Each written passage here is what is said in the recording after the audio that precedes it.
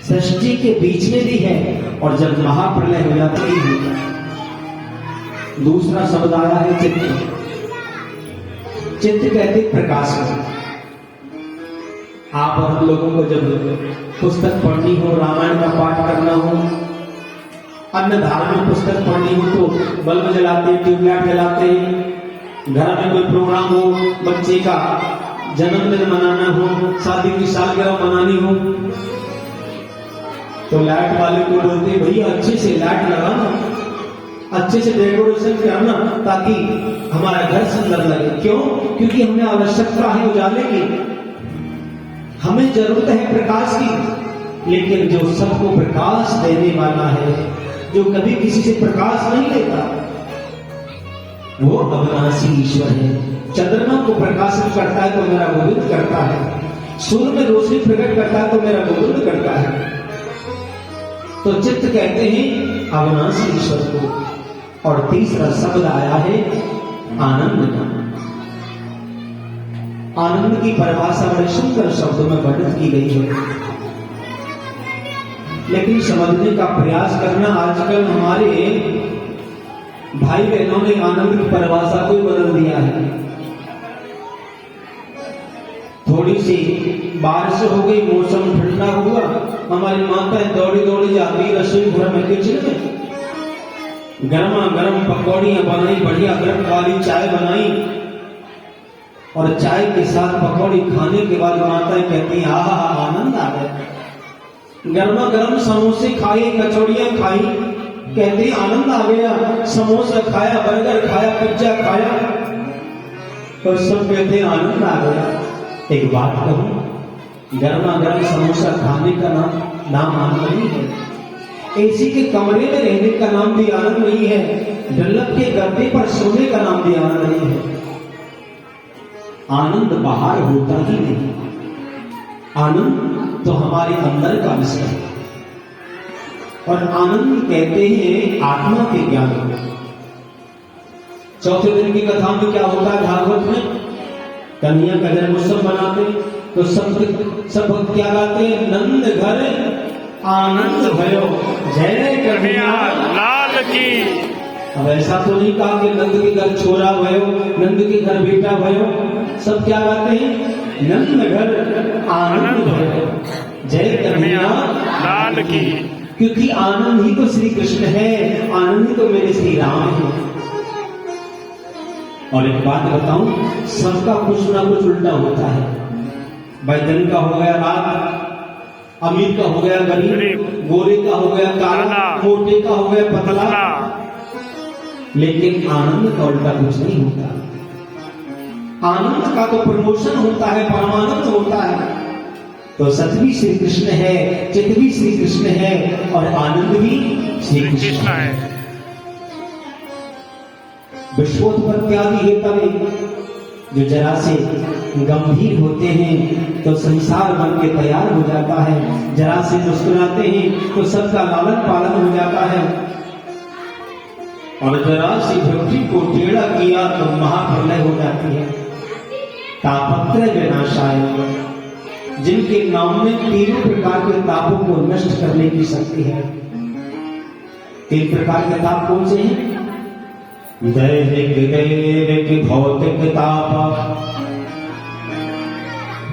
राम राज का भूल ही व्यापा। तीन प्रकार के ताप बताए हैं।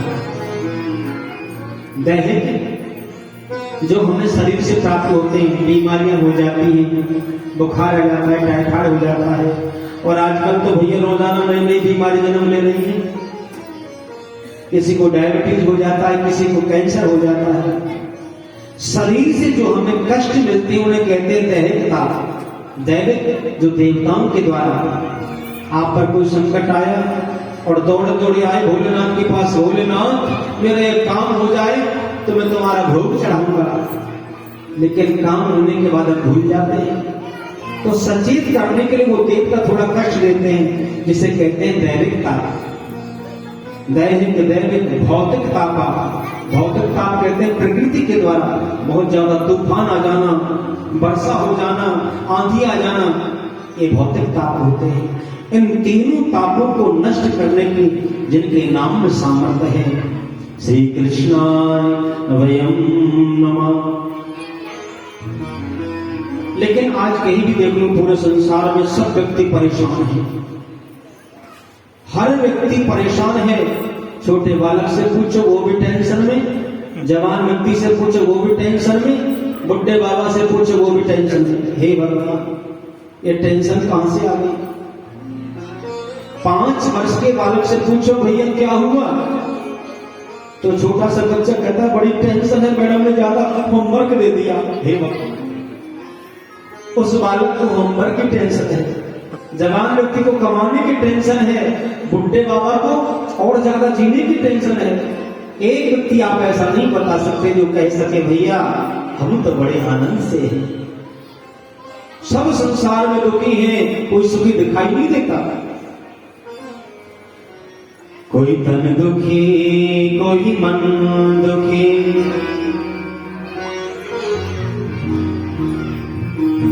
कोई तन दुखी, कोई मन दुखी, कोई धन बिन रहते उदास, थोड़े थोड़े सब दुखी, मन सुखी आगे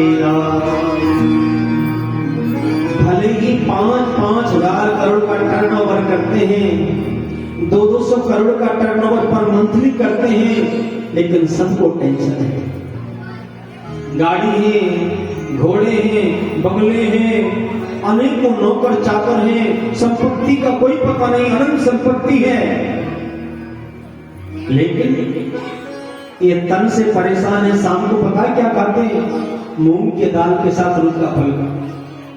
एक बार एक संत चले गए सेठ जी के घर पर, उस समय वो सेठ जी भोजन कर रहे थे, रुई का फुल्का दाल के साथ लगा लगा के थोड़ा थोड़ा। संत ने कहा सेठ जी राम राम राम, ये क्या कर रहे हो? अरे तुम्हारे पास तो अनंत संपत्ति है, गाड़ी है, बंगले हैं, नौकर हैं, चाकर हैं, इतना बड़ा बिजनेस, और ये क्या भोजन कर रहे हो? राम राम राम, रुका फुल्का। सेठ जी ने कहा बाबा रोटी चिपड़ कर भी खा लूंगा तो ब्लड प्रेशर हाई हो जाएगा। संपत्ति है लेकिन अच्छा खा नहीं सकते। ये लोग शरीर से परेशान, तन से परेशान, और कोई कोई व्यक्ति मन से परेशान होता है, काम ही काम प्लान करता है, जी हम कोई ऐसे वैसे थोड़ी है। और मेरा बेटा लाखों में एक, बड़ा होशियार, बड़ा समझदार, और सुनो अपने बेटे का विवाह ऊंचे परिवार से करना, बड़ी सुंदर भक्ता बहुरानी लेके आऊंगा, बेटे के लिए ऐसा करूंगा वैसा करूंगा। और पता है बेटे ने क्या किया? वो घर की नौकरानी को लेके भाग गए और सीधा कोर्ट में गया, कोर्ट मैरिज कर ली। पिताजी का सोचना विचारना सब धरा रह गया। कभी बेटा नहीं सुनता, कभी बेटी नहीं सुनती, कभी ऐसा नहीं होता, कभी वैसा नहीं होता। ये लोग मन से परेशान रहते हैं।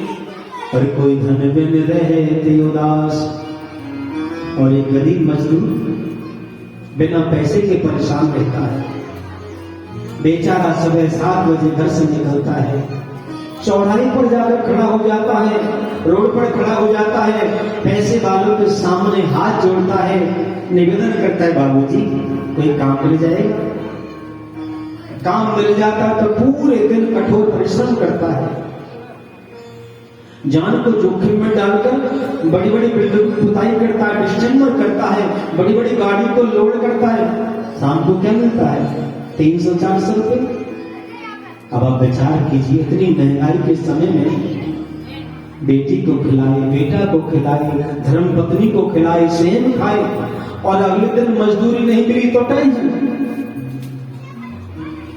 जहां नजर डालो सब दुखी बैठे हैं, तो भैया कोई सुखी भी तो होगा।